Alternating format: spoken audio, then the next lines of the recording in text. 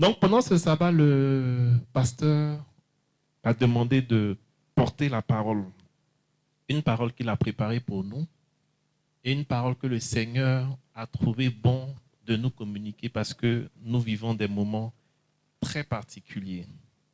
Donc, nous allons prier et puis nous allons donner le message. Prions le Seigneur. Père éternel, nous te disons merci parce que c'est le moment où tu as choisi pour nous instruire. Viens, Seigneur, par ta parole, nous guérir. Viens par ta parole nous apporter le repos. Viens par ta parole nous apporter la paix. Viens par ta parole nous apporter la délivrance. Ta parole est esprit et vie. Qu'elle produise la vie en nous, qu'elle produise la vie dans nos activités, qu'elle produise la vie dans nos familles, qu'elle produise la vie dans notre nation. Nous nous soumettons à toi, esprit, âme et corps, et nous prions que, Seigneur, le message qui sera délivré soit une réponse du Saint-Esprit au questionnement de mon frère, de ma soeur, de moi-même, au nom de Jésus-Christ de Nazareth. Amen. Ne vous inquiétez de rien, mais en toute chose, faites connaître vos besoins à Dieu par des prières et des supplications avec des actions de grâce. Et la paix de Dieu, qui surpasse toute intelligence, gardera vos cœurs et vos pensées en Jésus-Christ de Nazareth. Amen. Alors ça, c'est nos versets de méditation, ou bien les versets autour duquel seront délivrés le message. Et bien avant le message, j'aimerais rendre grâce au Seigneur pour l'opportunité qu'il me donne d'apporter la parole. Ce n'est pas toujours évident, mais lorsque le Seigneur t'en donne les moyens, lorsque le Saint-Esprit te permet de parler à son peuple, c'est vraiment une grâce. Et ma prière, c'est que chacun de nous soit à mesure de délivrer la parole pour que le Temple Gloire soit reconnu comme une église d'hommes et de femmes qui prêchent. Amen. Donc, c'est le pasteur Jules qui m'a donné cette opportunité. Donc, je bénis le nom du Seigneur pour lui. Je bénis aussi le nom du Seigneur pour la vie de maman qui fait tout, qui met tout en œuvre pour que cette église-là tienne debout. Parce que si elle n'était pas à côté du pasteur Jules, ce n'allait pas être du tout évident. Et je bénis aussi le nom du Seigneur pour la vie du pasteur Jacques qui dirige l'église en l'absence du pasteur et qui chaque jour trouve un petit mot pour chacun de nous, qui nous encourage, qui nous fortifie, qui nous booste lorsque nous sommes en peine. Pasteur Jacques et Moni, soyez bénis au nom du Seigneur Jésus. Amen. Et enfin, je bénis le nom du Seigneur pour la vie de chacun de vous. Par votre présence, vous témoignez de votre confiance à la vision que le pasteur Jules porte. Que le Seigneur vous bénisse et qu'il vous garde. Amen. Alors, cela dit, je vais commencer par une histoire. C'est le bishop Dag qui a raconté ça. Il raconte l'histoire là souvent. Il dit que dans une église, il y avait... Vous pouvez baisser le truc. Dans une église, il y avait un pasteur et son assistant pasteur. Donc, chaque fois, quand le pasteur prêchait, l'assistant pasteur disait « Non, ça, là, moi, je peux faire mieux. Ça, moi, je peux faire plus. » Et chaque fois, il disait ça. Quand le pasteur finit de prêcher, il va murmurer aux oreilles des fidèles et il leur dit « Ce qu'il a dit là, moi, je peux faire mieux. » Et un jour, l'occasion s'est présentée. Il avait 1 heure pour prêcher. On dit, pasteur assistant, c'est ton tour aujourd'hui, il faut venir prêcher. Le pasteur était tout feu, tout flamme, il est venu. Il a pris le micro, il a pris le verset, il a commencé à prêcher. Il a prêché. On regarde le temps. Tout ce qu'il avait là, c'est 5 minutes. Aïe! On dit, pasteur, tu as encore le temps. Il est retourné encore, prêcher. 5 minutes. Aïe! On dit, pasteur, tu as encore le temps, il reste 50 minutes. Il est retourné encore prêcher. Donc, il était obligé de redire les mêmes choses qu'il avait eu à dire il y a 5 minutes. Donc, les gens se sont rendus compte que c'est un plaisanté. Ils ont commencé à le huer. Et puis, depuis ce jour-là, il n'a plus parlé pour dire qu'il peut faire mieux que le pasteur. Amen. Alors, ça ne sera pas mon cas. Alors, ça ne sera pas mon cas parce que le pasteur Jules prêche mieux que moi. Mais je vais essayer de limiter. Voilà, c'est le mot juste. Je vais essayer de limiter. Amen. Donc, on suit. Le passage du jour, c'est Philippiens 4, versets 6 à 7. Et il commence par cette phrase, ne vous inquiétez de rien. Aujourd'hui, l'inquiétude est un sujet important parce que l'inquiétude frappe toutes les couches sociales de la société. Que tu sois riche ou pauvre, tu as des inquiétudes. Que tu sois jeune, vieux, tu as des inquiétudes. Que tu sois au chômage ou bien en situation de travail, tu es toujours sujet à des inquiétudes. Que tu aies l'argent, que tu n'en aies pas, tu as des inquiétudes. Que tu aies des enfants, que tu n'en aies pas, l'inquiétude nous gangrène tous. Et l'inquiétude est à plusieurs niveaux. Par exemple, pour quelqu'un qui travaille, il est inquiet du fait qu'il peut perdre son travail. Il est aussi inquiet du fait que depuis un certain nombre d'années, il n'a pas de promotion.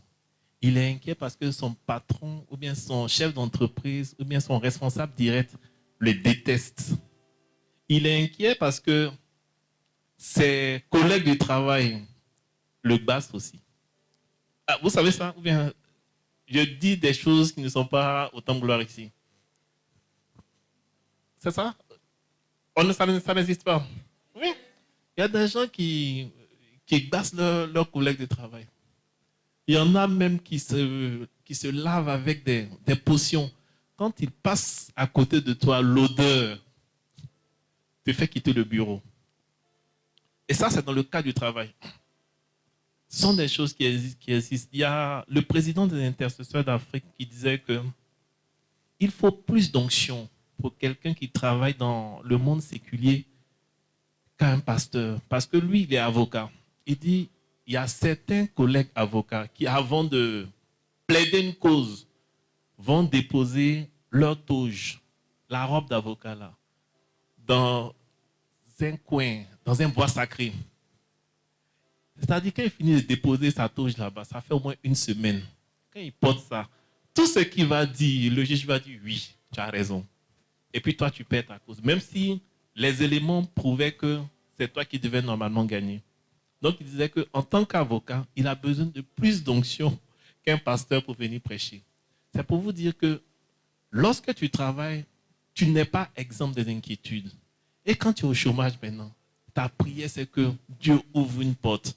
Tant et si bien que lorsqu'il y a un programme de prière, un programme prophétique, ta prière, c'est que au sortir du programme, tu as un coup de fil pour dire, ah monsieur, on a vu votre CV, ou bien madame, on a vu votre CV, venez travailler pour nous.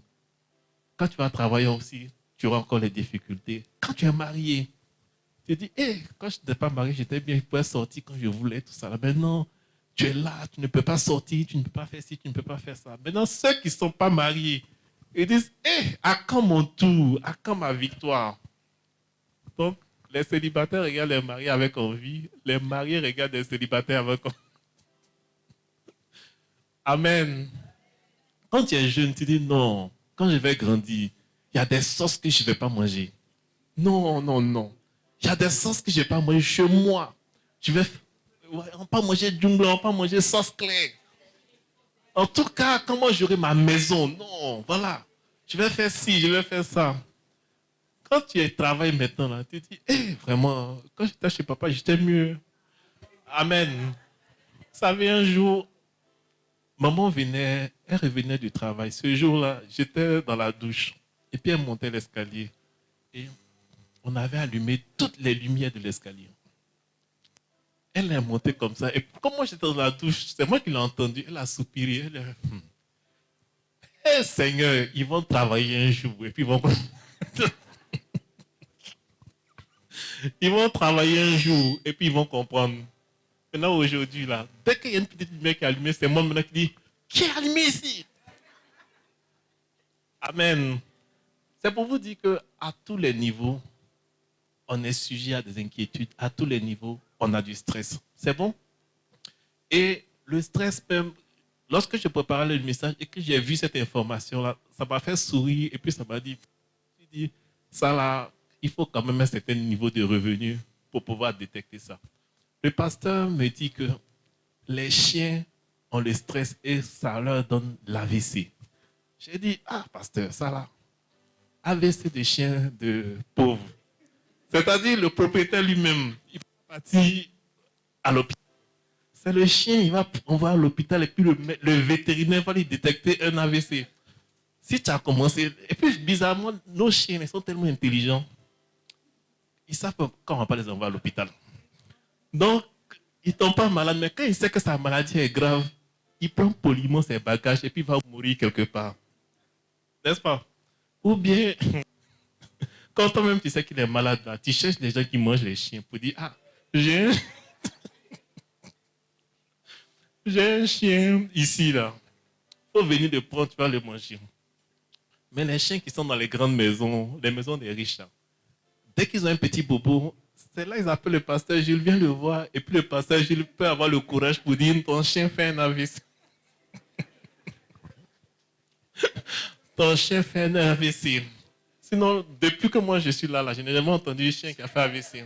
Parce que nos chiens se connaissent. Ils savent qu'il y a des choses avec lesquelles on ne joue pas. Amen.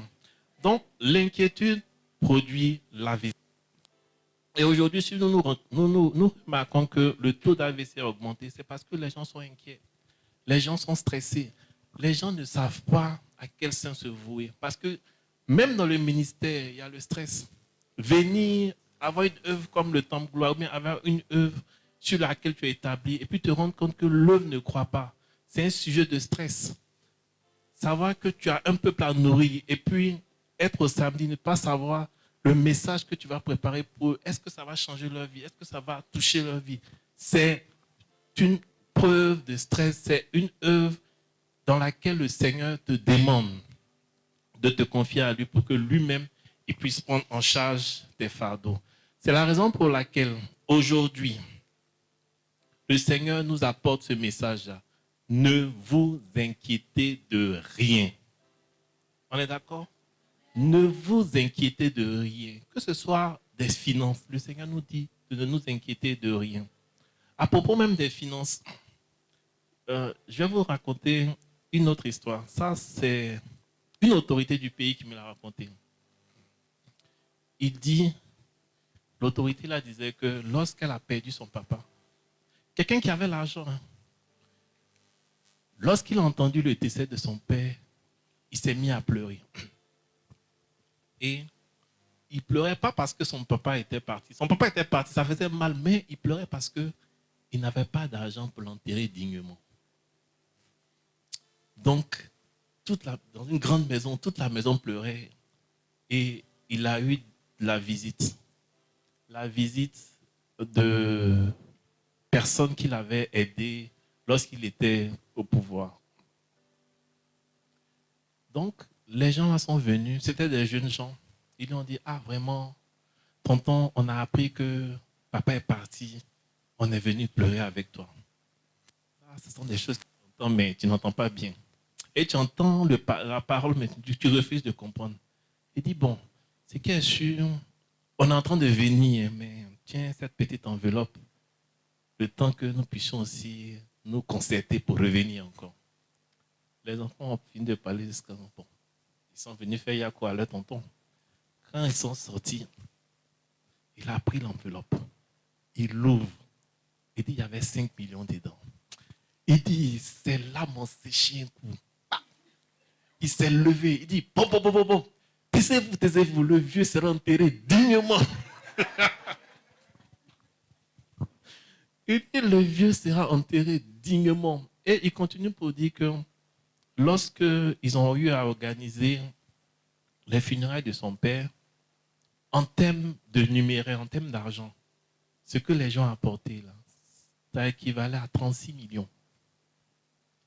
Donc, après les obsèques, il a fait même des dons aux villageois, au chef du village. Il a donné des moutons, parce qu'il y a eu des moutons, des bœufs, tout ça.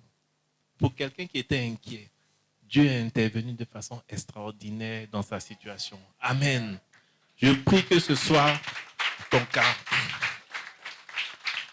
Amen. Donc, l'une des sources d'inquiétude que nous avons, c'est au sujet de l'argent. Et moi, je pense sincèrement qu'à Abidjan, là, l'une des populations les plus stressées, c'est la population de Bingerville. Non, bon, je le dis. Hein. Pourquoi? Parce que quand tu es à Bingerville, là, le trajet déjà te stresse. Sortir de Bingerville, là, c'est une inquiétude. C'est une grosse source d'inquiétude. C'est ça, non?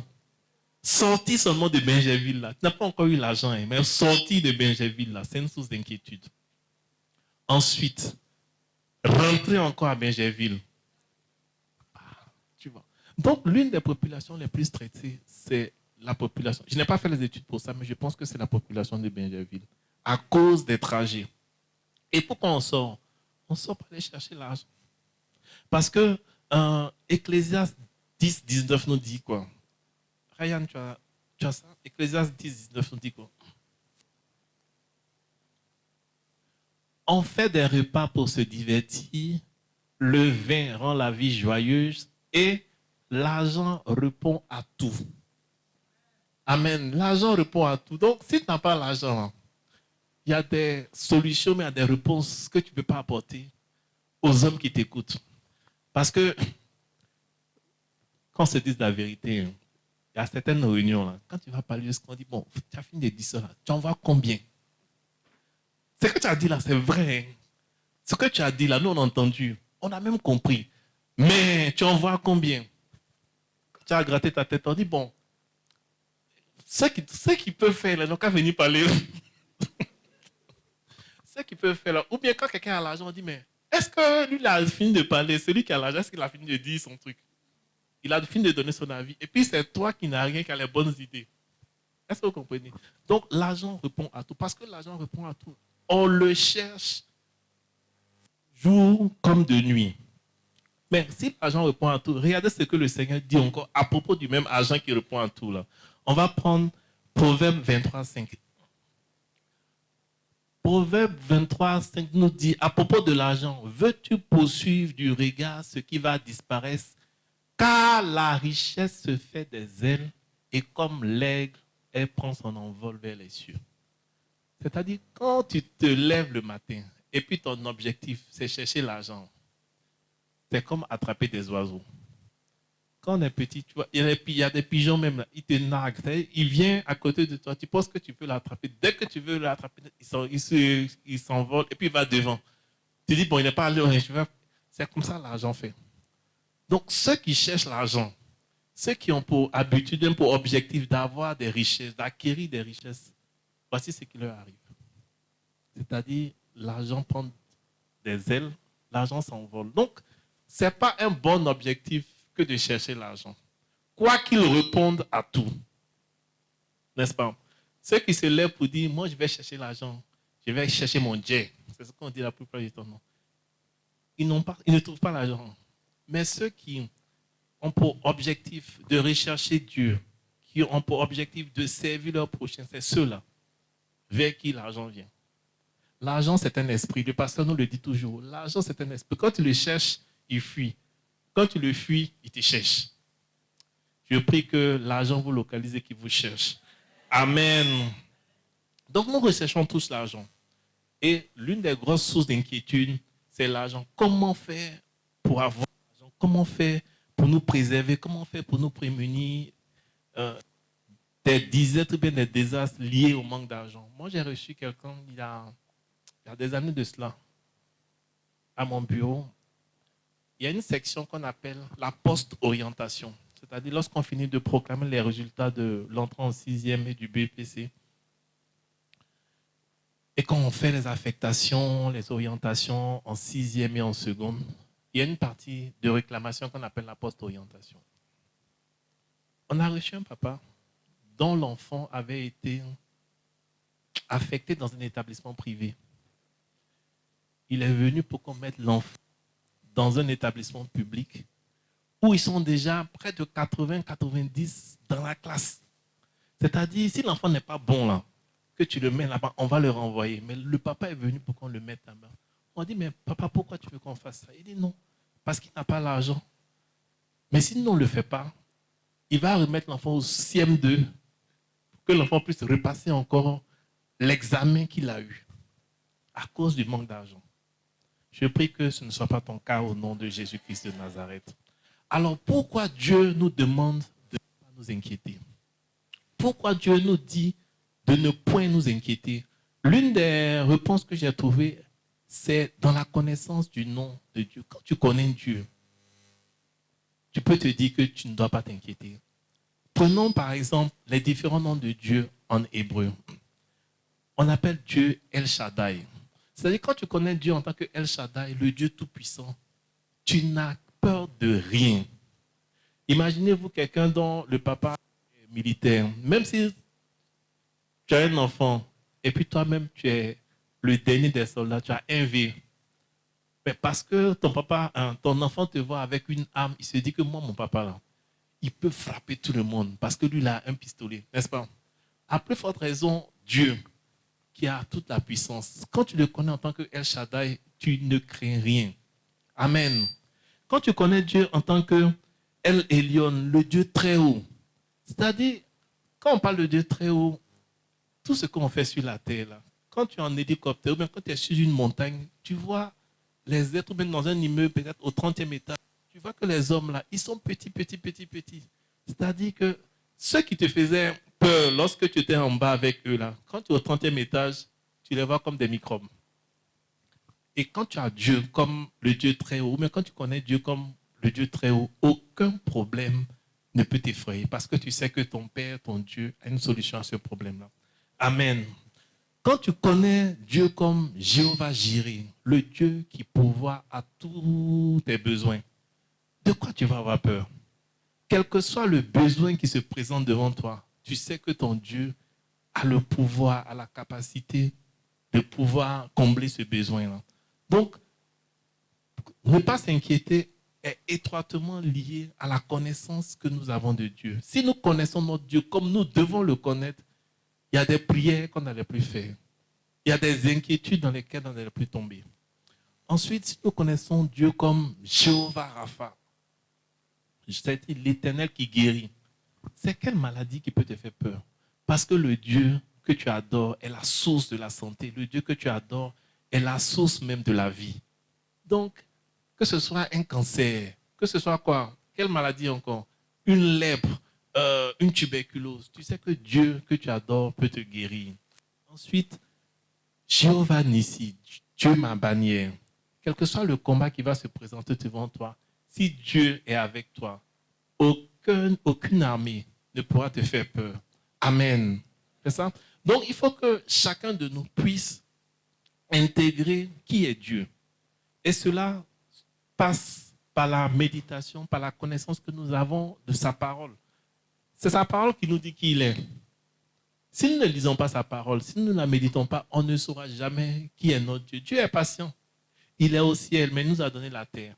Il ne va jamais venir te dire, il ne te force pas à étudier sa parole. C'est toi qui volontairement, parce que tu as besoin de lui, dois faire cet exercice. Ensuite, Jéhovah Shalom. Nous sommes stressés, on cherche la paix. Mais c'est Dieu qui a la paix. Et Dieu nous dit dans le verset que nous avons lu, Ryan, tu peux ramener Philippiens 4 là. On continue. Le 7. Et la paix de Dieu. Tu vois, lorsque nous nous confions en Dieu, lorsque nous lui soumettons nos désirs, nos besoins, nos préoccupations, sa paix nous habite. Parce que Jéhovah est Jéhovah Shalom. La paix que nous recherchons, la stabilité que nous recherchons, Dieu nous la donne à travers son nom. Ensuite, Jéhovah Shikenu. Jéhovah Shikenu, c'est Dieu notre justice. Quel est le cas de justice qui te préoccupe? Tu mets ça au pied de Dieu. C'est-à-dire que quand on est enfant de Dieu, normalement, on ne doit pas être sujet aux inquiétudes. C'est la raison pour laquelle Paul, qui a écrit l'épître aux Philippiens, il nous dit, ne vous inquiétez de rien. Ne vous inquiétez de rien. C'est un impératif. On n'est pas allé loin dans les études, mais impératif là, c'est le temps qu'on utilise pour donner les ordres. Donc, en d'autres termes, si tu t'inquiètes, c'est comme si tu péchais contre Dieu. De la même manière, Dieu te dit, tu ne voleras point. Il te dit aussi, ne t'inquiète de rien. Donc, si toi-même tu décides de t'inquiéter, ça veut dire que tu es le Dieu de ta vie. Puisque Dieu est celui-là qui a la force, qui a la capacité de régler tes problèmes. Il te dit, décharge-toi de ton fardeau sur moi. Tu dis, non, moi-même, je peux gérer mon fardeau. Moi-même, je peux gérer mes problèmes. Et les inquiétudes, c'est la méditation quotidienne sur les problèmes qu'on a. Quand tu médites sur tes problèmes, quand tu dis, ah, ça là, comment je vais faire, ça là, au lieu de méditer sur ce que Dieu peut faire, comment Dieu peut être glorifié à travers ces problèmes-là, c'est de l'inquiétude. Donc, on doit changer de paradigme, on doit changer de fusil d'épaule et savoir que lorsque le Seigneur nous demande de ne pas nous inquiéter, c'est parce qu'à chacun de nos problèmes, à chacune des situations que nous traversons, il a déjà une solution. Amen. Donc, on continue. Donc, compte tenu du fait que nous savons que notre Père est pour nous, il nous revient à chacun, en cas de trouble, de retourner à la prière pour exposer notre cause devant lui. J'ai dit que si nous connaissons qui est notre Dieu, si nous connaissons la puissance qu'il y a dans le nom de notre Dieu, aucune situation ne peut nous effrayer. Et le modèle que Dieu nous a donné, le canal par lequel nous devons nous présenter devant Dieu, c'est la prière. Régis, vous pouvez mettre le psaume 143, le vers 8.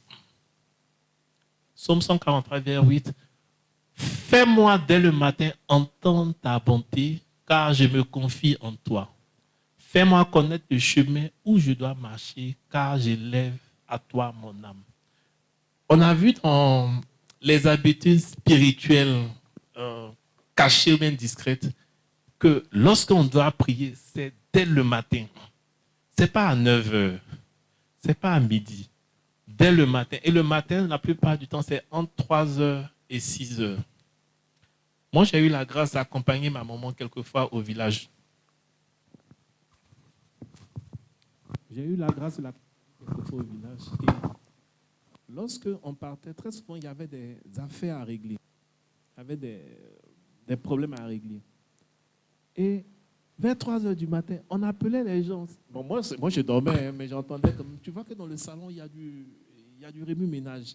On va chercher X, Y dans tel quartier. On va chercher X, Y dans tel quartier. On les réunit, les vieux là. Et puis, ils discutent de l'affaire jusqu'à 5h30. Ils ont fini. Pour dire quoi? La parole du matin, là, ce n'est pas la même chose que la parole de midi. Les vieux avaient compris ça. Les Africains avaient compris ça.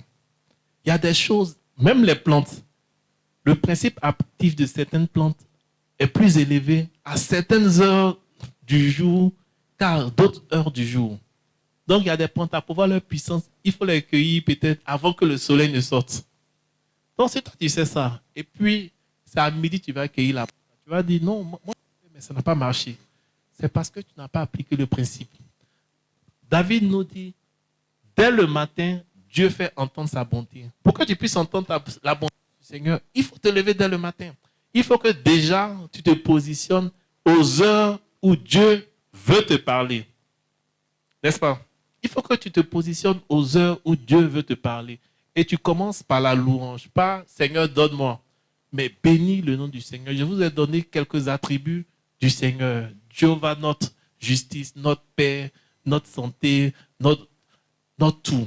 Donc, quand tu te présentes devant Dieu et tu commences à le louer, là, Dieu est plus prompt à te communiquer sa pensée, te communiquer sa sagesse, te communiquer le chemin que tu dois suivre. Il dit, fais-moi connaître le chemin où je dois marcher. Parce qu'en tant qu'humain, on se croit intelligent, mais on ne l'est pas.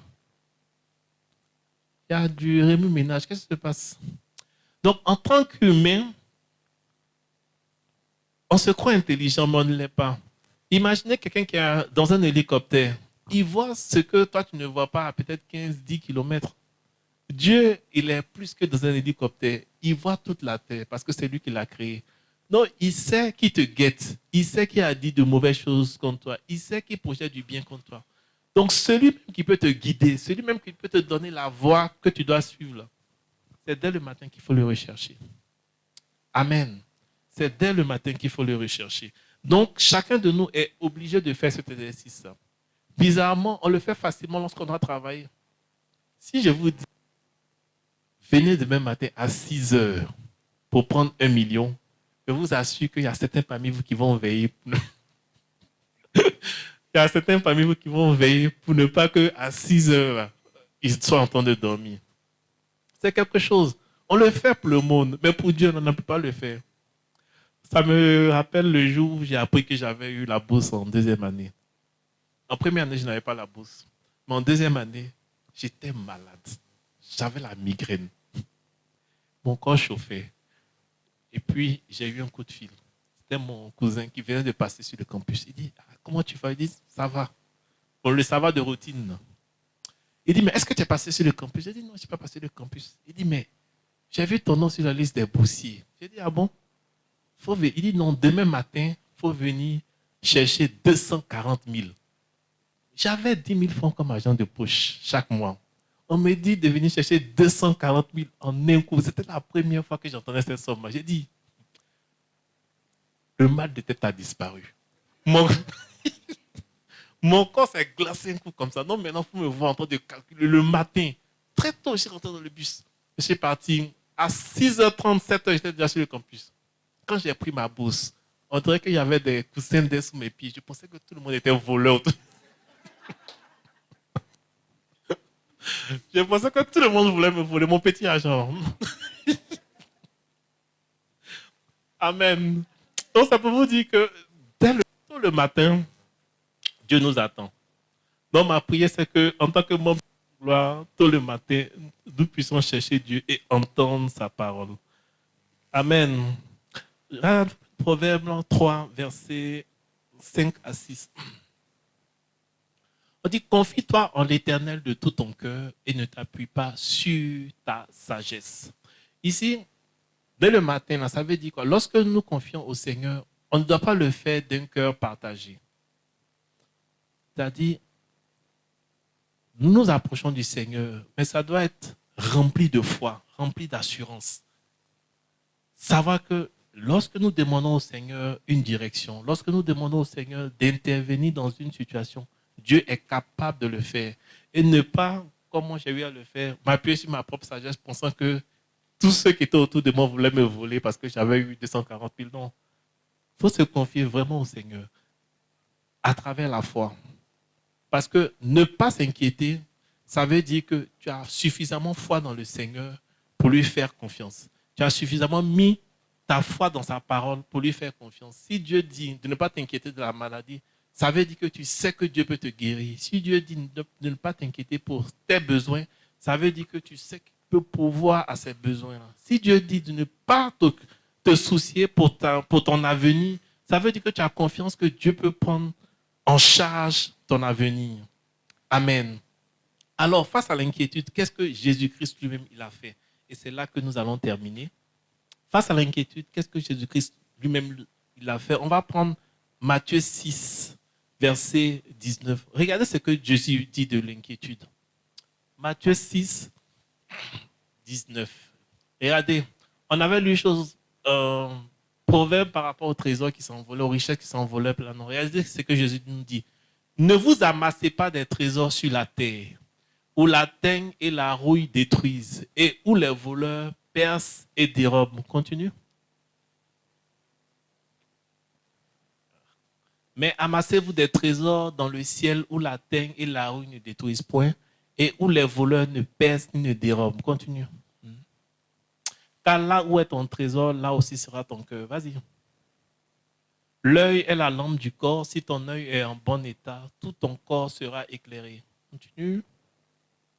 Mais si ton œil est en mauvais état plutôt, tout ton corps sera dans les ténèbres. Si donc la lumière qui est en toi est ténèbres, combien seront grandes ces ténèbres? Vas-y. Nul ne peut servir deux maîtres, car où il haïra l'un et aimera l'autre, ou il s'attachera à l'un et méprisera l'autre. Vous ne pouvez servir Dieu et maman. C'est pourquoi, ça c'est Jésus qui parle, c'est plus Paul. C'est pourquoi ne vous inquiétez pas pour votre vie de ce que vous mangerez, ni pour votre corps de quoi vous serez vêtus. La vie n'est-elle pas plus que la nourriture et le corps plus que le vêtement? Vas-y. Regardez les oiseaux du ciel. Ils ne sèment ni ne moissonnent et ils n'amassent rien dans des greniers. Et votre Père céleste les nourrit. Ne valez-vous pas beaucoup plus qu'eux? Qui de vous, par ses inquiétudes, peut ajouter une coudée à la durée de sa vie? C'est-à-dire, on s'inquiète là même, on est des plaisantins. Parce qu'on ne peut rien faire. Les inquiétudes ne peuvent rien changer à notre situation. Les inquiétudes ne peuvent rien créer. Et pourquoi vous inquiétez au sujet du vêtement? Considérez comment croissent les lits des champs. Ils ne travaillent ni ne filent. Ensuite, cependant, je vous dis que Salomon même, dans toute sa gloire, n'a pas été vêtu comme l'un d'eux. Amen. On va arrêter là. Donc Jésus nous dit quoi? De ne pas nous inquiéter. Et la plupart, la source de nos inquiétudes, c'est quoi? C'est la nourriture et puis le vêtement. Et ça, lorsque vous suivez les actualités sur les conflits, vous vous rendez compte que la préoccupation des hommes, c'est la nourriture et les vêtements. Ce n'est pas les casseroles, ce n'est pas les maisons, ce n'est pas les voitures. Quand il y a les conflits, quand tu regardes des ordres de réfugiés, ils ont toujours un sac avec des habits et puis un sachet avec un peu de riz et puis un peu d'huile et puis ils se déplacent. Amen. Donc notre préoccupation, c'est la nourriture et les vêtements. Mais Jésus nous dit de ne point nous inquiéter. Parce que Dieu s'en charge. Si Dieu était capable d'habiller des oiseaux, s'il était capable d'habiller des fleurs, ce n'est pas toi qui ne peux pas habiller. Parce que tu es son fils. Parce que tu as fait la paix avec lui à travers le sang de Jésus-Christ. Ça, c'est ce que Jésus-Christ a dit. Maintenant, comment lui s'est comporté face à une situation d'inquiétude? On va prendre Marc 4, 35 à 41. On dit, ce même jour sur le soir, Jésus leur dit, passons à l'autre bord. Allons-y. Après avoir renvoyé la foule, il la menait dans la barque où il se trouvait. Il y avait aussi d'autres barques avec lui. Continue. Il s'éleva un grand tourbillon et les flots se jetaient dans la barque au point qu'elle se remplissait déjà. Et lui, il dormait à la poupe sur le coussin. Il le réveillait et lui dit, Maître, ne t'inquiètes-tu pas de ce que nous périssons? Bon, il y a deux choses. Ils sont dans une pirogue. La Bible nous dit que l'eau est en train de rentrer dans la pirogue. Là, parce que c'est la mer. Donc, certainement que l'eau aussi touchait le vêtement de Jésus. Et puis, la mer était houleuse.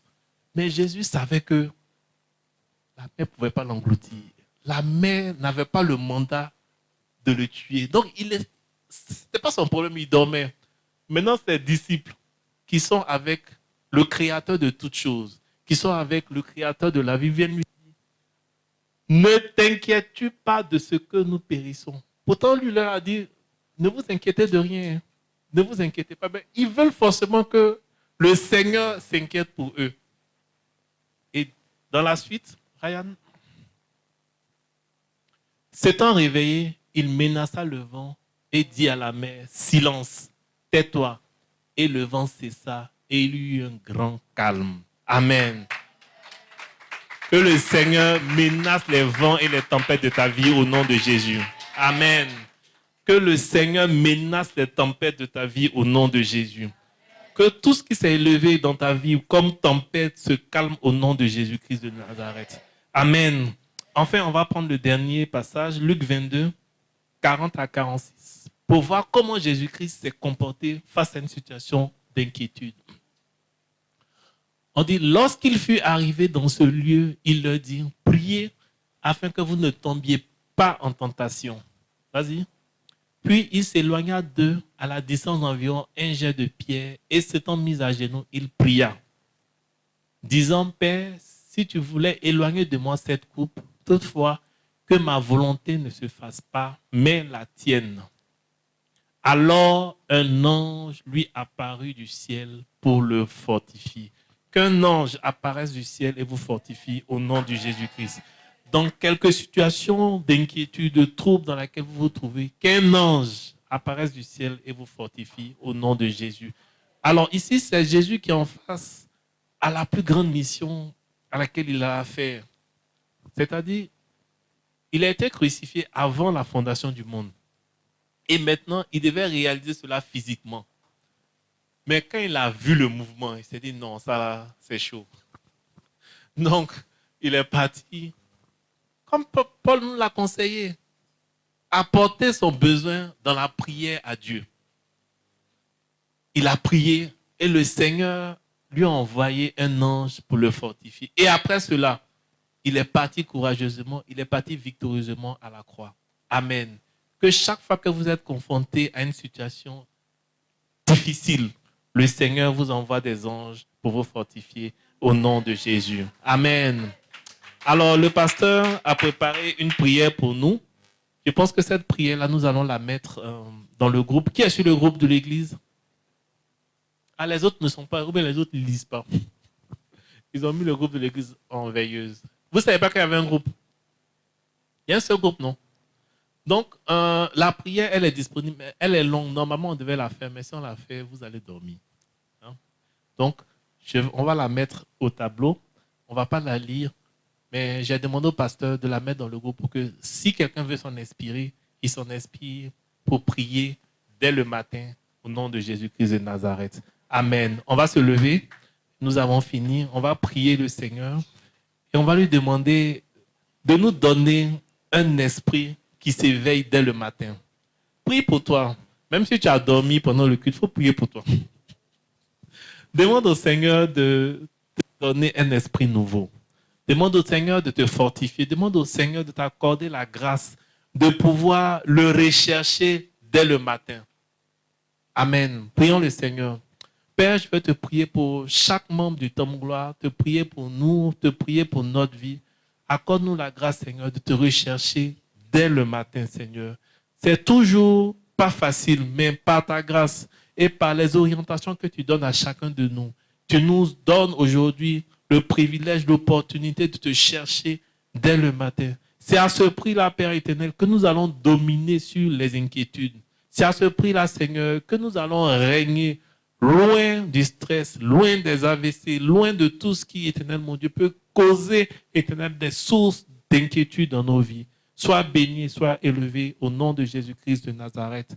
Amen. Amen. Et amen. On peut s'asseoir dans la présence du Seigneur.